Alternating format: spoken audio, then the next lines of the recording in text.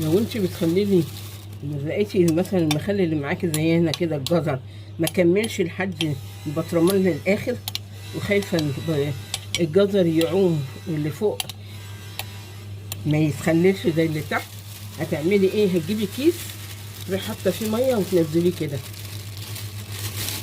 زي تقل، ننزل فيه ميه تاني كده اهو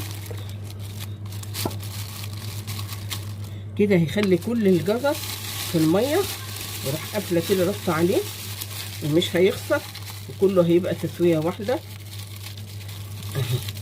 شفتوا كل الجزر ايه واخد الميه اهي.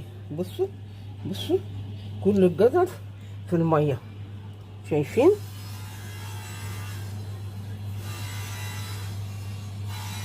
اهو كله الميه وصلت فين بعد ما كانت قليله. لا انا بالميه اللي حطيتها في الكيس ده نزلت الجزر، والجزر كده مش هيجرى له حاجه.